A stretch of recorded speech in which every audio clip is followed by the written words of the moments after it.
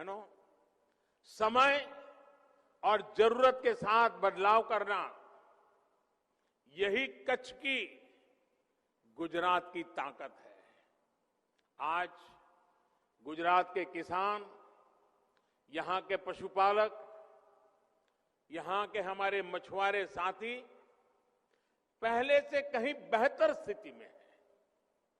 इसका एक कारण यह भी है कि यहां खेती की परंपरा को आधुनिकता से जोड़ा गया, फसलों की विविधता पर फोकस किया गया।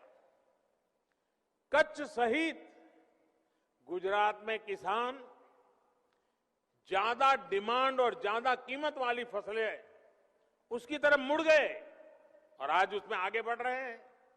अब यही हमारे कच्छ में से देखिए, यहां के खेत उत्पादन विदेशों में एक्सपोर्ट हो, क्या किसी ने कभी सोचा था? आज हो रहे हैं। यहां खजूर, यहां कमलम, ड्रैगन फ्रूट, उस उत्पादों को खेती ज्यादा होने लगी है। सिर्फ 1.5 दशक में गुजरात में कृषि उत्पादन में 1.5 गुना से ज्यादा बढ़ोतरी दर्ज की गई है। भाई और बहनों, गुजरात में कृषि सेक्टर मजबूत होने का एक और बड़ा कारण यह रहा है कि यहां बाकी उद्योगों की तरह ही खेती से जुड़े व्यापार में भी सरकार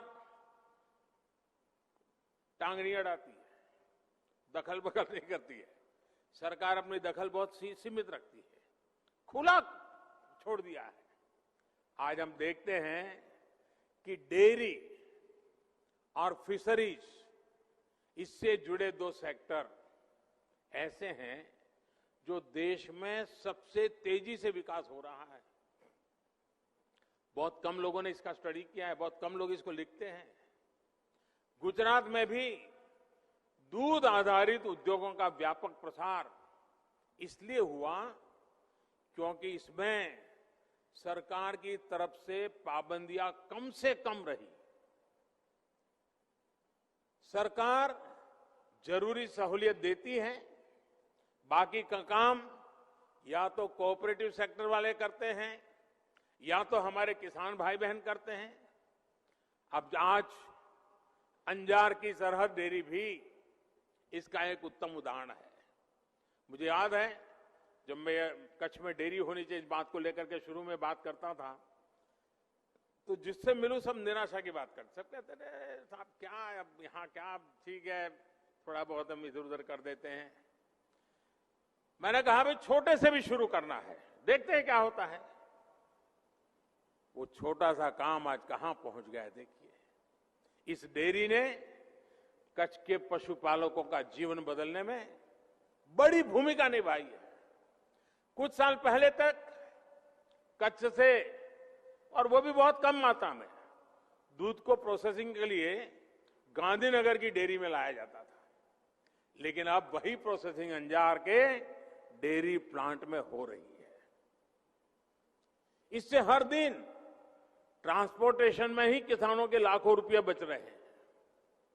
अब सरहद डेयरी के ऑटोमेटिक प्लांट की क्षमता और बढ़ने जा रही है। आने वाले दिनों में यहां का डेयरी प्लांट हर दिन 2 लाख लीटर ज्यादा दूध की प्रोसेसिंग करेगा। इसका आसपास के जिलों के पशुपालकों को बहुत लाभ होगा। यही नहीं, नए प्लांट में दही, बटर मिल्क, लस्सी, मक्खन, खोआ जैसे अनेक मिल्क प्रोडक्ट्स में वैल्यू एडिशन भी संभव हो पाएगा। साथियों, डेयरी सेक्टर में जिन पशुपालकों को लाभ हो रहा है उसमें से ज्यादातर छोटे किसान ही है।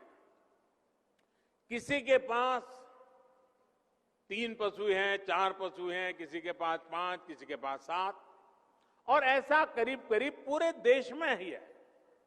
यहां कच्छ की बन्नी भैंस, ये हमारी बन्नी भैंस तो दुनिया में अपना नाम कमा रही है।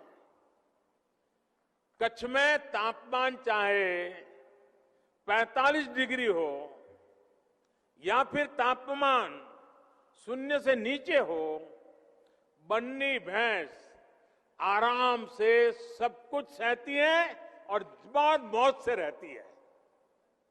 इसे पानी भी कम चाहिए और चारे के लिए वो दूर दूर तक चल करके जाने में बन्नी की भैंस को कोई दिक्कत नहीं होती। एक दिन में ये भैंस औसतन करीब करीब 15 लीटर दूध देती है और इससे सालाना कमाई 2 से 3 लाख रुपए तक की होती है। मुझे बताया गया है कि अभी हाल में ही एक बन्नी भैंस 5 लाख रुपए से भी ज्यादा में बिकी है। देश के और लोग सुनते होंगे, उनको आश्चर्य होगा, बन्नी की भैंस 5 लाख रुपया, यानी जितने में 2 छोटी कार खरीदे इतने में बन्नी की एक भैंस मिलती है। साथियों, साल 2010 में बन्नी भैंस को राष्ट्रीय मान्यता भी मिली थी। आजादी के बाद भैंस की ये पहली ब्रीड थी जिसे राष्ट्रीय स्तर पर इस तरह की मान्यता मिली। साथियों, बन्नी भैंस के दूध का कारोबार और उसके लिए बनी व्यवस्था यहां कच्छ में बहुत सफल रही है।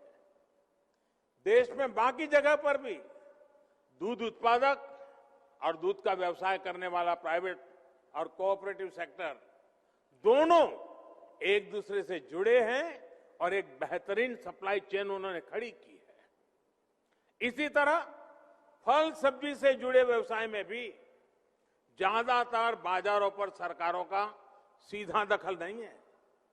साथियों, यह उदाहरण मैं विस्तार से इसलिए दे रहा हूं क्योंकि आजकल दिल्ली के आसपास किसानों को भ्रमित करने की बड़ी साजिश चल रही है।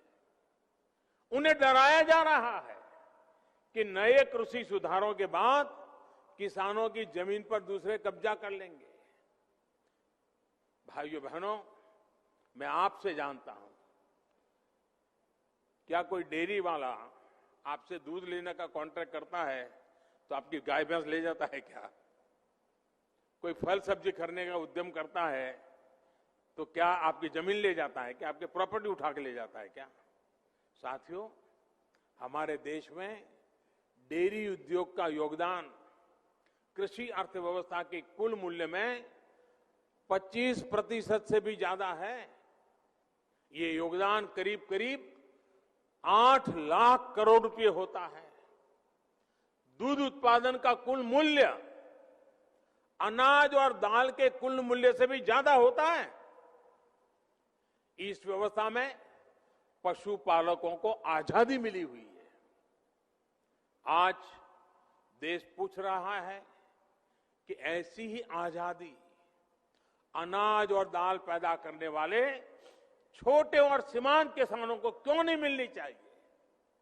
साथियों, हाल में हुए कृषि सुधारों की मांग बरसों से की जा रही थी। अनेक किसान संगठन भी पहले ही मांग करते थे कि अनाज को कहीं पर भी बेचने का विकल्प दिया जाए।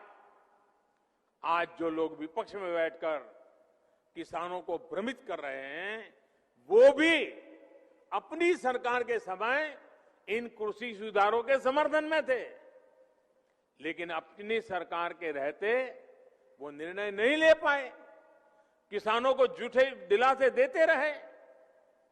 आज जब देश ने यह ऐतिहासिक कदम उठा लिया तो यही लोग किसानों को भ्रमित करने में जुट गए हैं। मैं अपने किसान भाई बहनों से फिर एक बार कह रहा हूं, बार बार दोहराता हूं कि उनकी हर शंका के समाधान के लिए सरकार 24 घंटे तैयार है। किसानों का हित पहले दिन से हमारी सरकार की सर्वोच्च प्राथमिकताओं में से एक रहा है। खेती पर किसानों का खर्च कम हो, उन्हें नए नए विकल्प मिले, उनकी आय बढ़े, किसानों की मुश्किलें कम हो, इसके लिए हमने निरंतर काम किया है। मुझे विश्वास है हमारी सरकार की ईमानदार नीयत, हमारी सरकार के ईमानदार प्रयास और जिसको करीब करीब पूरे देश ने आशीर्वाद दिए हैं, देश के हर कोने के किसानों ने आशीर्वाद दिए हैं। मुझे विश्वास है कि किसानों के आशीर्वाद की ये ताकत, देश भर के किसानों के आशीर्वाद की ताकत, जो भ्रम फैलाने वाले लोग हैं, जो राजनीति करने पर तुले हुए लोग हैं, जो किसानों के कंधे पर बंदूकें फोड़ रहे हैं,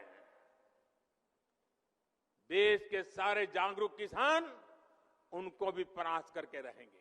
हमसे जुड़े रहने के लिए सब्सक्राइब करें YouTube पर, फॉलो करें ट्विटर और इंस्टाग्राम पर, लाइक करें फेसबुक पर और ज़्यादा जानकारी के लिए नेशनल खबर की वेबसाइट पर जाएं।